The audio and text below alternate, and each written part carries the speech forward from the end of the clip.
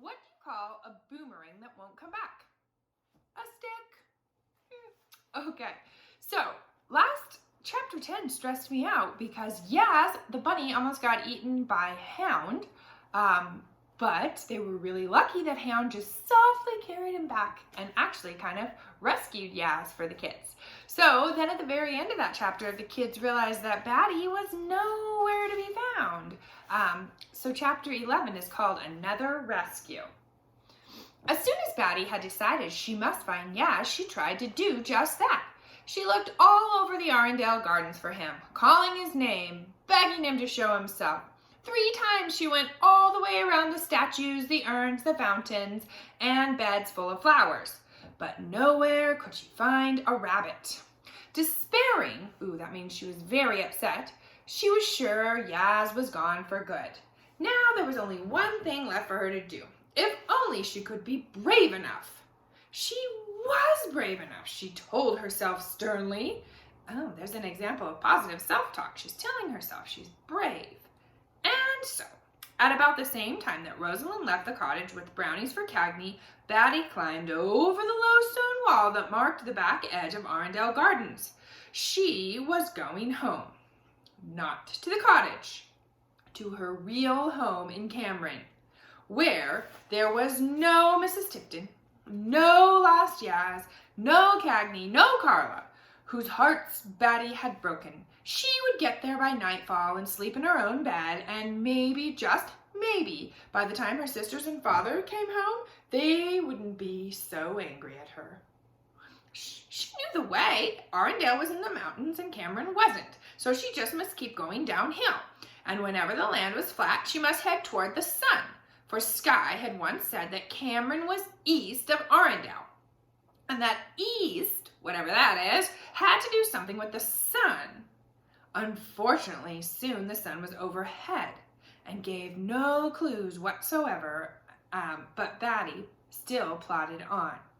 If she hadn't been so unhappy, the first part of her journey would have been pleasant. It was mostly through fields, and there were bright, waving wildflowers, big bugs that hopped as high as her nose, and even some butterflies that followed Batty from one field to the next, apparently thinking that she was a giant queen of the butterflies. And just when she was so hot she thought she would die, she came to a shallow, trickling stream. She waded in it and sat right down in the water and thought, oh, how nice it was to be without an OAP to tell her no. But best of all was that what she had found in the field next to the stream. 2 horses standing behind a fence, just waiting for Batty to come along and pick handfuls of clover and hold it high enough that they could sniffle at it with their velvety black lips. That is, the horses were the best of all until Batty noticed that one was brown with spots like Yaz, and the other one was white like Carla, and that they nuzzled each other with great affection, and she thought about how sad they would be if one of them ran away and left the other alone forever. Batty said goodbye to the horses and trudged off. She's not here in the garden, said Rosalind. She, Geoffrey, Skye, and Jane had just met back at the Marble Thunderbolt Man for a status report. I checked all around the carriage house and by the house and with Churchy. She hadn't seen Batty all day, and Cagney is still not back, said Geoffrey. She's not in the cottage. After Skye and I took Hound back, I looked in every room, under the beds and in her secret passage closet, everywhere, said Jane. I searched all over the cottage grounds, said Skye. Rosalind shaded her eyes from the sun and stared into the distance, first in one direction, then in another, hoping desperately for a glimpse of a little girl in wings. But there was nothing except gardens, and farther away, trees, and then mountains. It's time to tell Daddy. She was very pale. He's not back from town yet, said Jane. Then what should we do? What can we do? Oh, this is all my fault. I promised Mommy I would take care of her. Rosalind's legs collapsed and she sank to the ground sobbing. Jane clumsily patted her. This only seemed to make her cry harder. We've got to find Batty, said Skye to Geoffrey and Jane. What about Hound, said Geoffrey. What about him? Can he track people? The three Penderwicks stared at Geoffrey. Why hadn't they thought of that? A little color came back into Rosalind's face, and she leapt to her feet. Come on, she cried, and took off for the cottage with the others tearing after her. Hound was in the cottage, barking like an insane creature. And soon as Rosalind opened the front door, he made a determined dash for freedom, almost knocking down Jane. But Geoffrey tackled him and held on to him until they could explain to him what had to be done. Jane, go get something of Batty's, said Rosalind. It took only a minute for Jane to fetch Funty from Batty's bedroom. Rosalind stuck the blue elephant under Hound's nose. Find Batty, she said. Hound gave her a look of great disdain. He knew his job better than they did. I think he understands, said Geoffrey. I hope so, said Rosalind. Let him go and we'll follow him. In a flash, Hound was out the door and speeding toward the hedge tunnel. Batty had been walking in the hot sun for over 2 hours, though she herself didn't know how long it had been. She had no watch and she couldn't tell time anyway. She only knew that she was hungry and thirsty and tired, and now she had come to a road. As roads go, it wasn't a busy one. She had been standing there for a few minutes already, and not one car had gone by. But a road was a road, and her father had forbidden her to ever cross one by herself. Her spirits were flagging. Cameron now seemed too far away to reach before night, and she wished all of a sudden that she could turn around and go back to the cottage. But she couldn't go back. She had to go forward, which meant that she had to cross this road. Batty looked left and then right and then left again. There were still no cars. She closed her eyes for courage. She put one hesitant foot onto the asphalt and then paused. She had heard something. Could it be? Yes, there it was again. A bark? Batty whirled around and saw the most wonderful dog in the world flying straight at her. Hound, she cried and threw open her arms. He leapt right into them, and the two tumbled to the ground and rolled over and over in a frenzy of joyful reunion. But the happiness didn't last, for within seconds Batty heard shouting. She raised her head and saw Geoffrey racing toward her. Behind Geoffrey, her 3 sisters, all of them frantically yelling. And although Batty couldn't understand a word, for they were still too far away, she knew it had to be about poor Yaz and what a terrible child she was. She jumped up and took a hold of Hound's collar and tried to haul him toward the rock. Come on, we have to get away. But Hound dug in his 4 feet into the ground and resisted. There was no way he was letting Batty cross that road. She tugged and he tugged back until, in despair, she let go of his collar. If he wouldn't go with her, she would just have to go alone. Batty closed her eyes and ran out into the road just as a car came into view. It was amazing, Daddy! Geoffrey snatched her right out of the claws of death, said Jane. You're scaring him, said Skye. The car wasn't even close.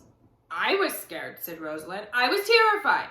She reached over and took hold of Batty's little arm. She never wanted to let go of it again.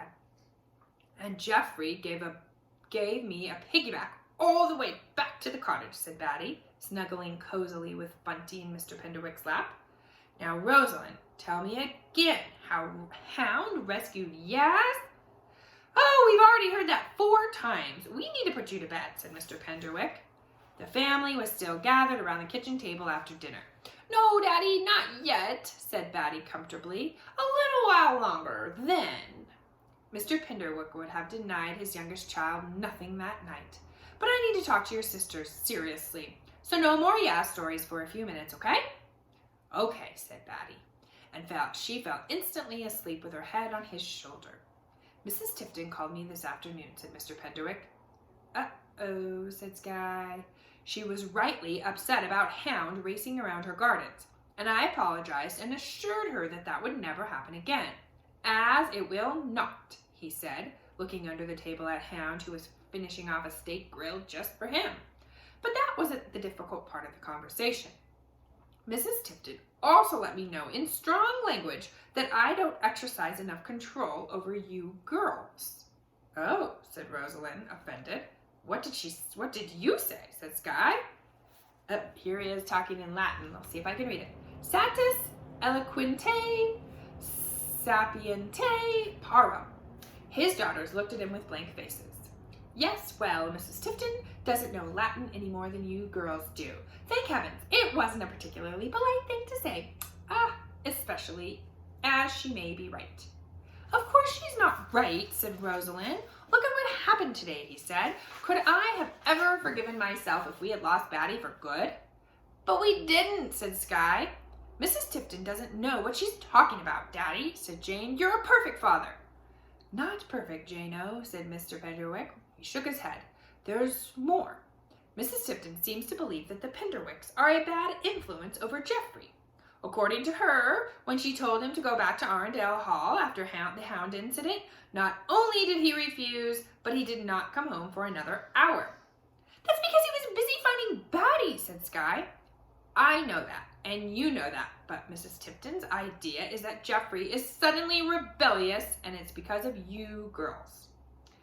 If Geoffrey is rebelling, which I don't admit for an instant, it's because of that awful Dexter, not us, said Skye.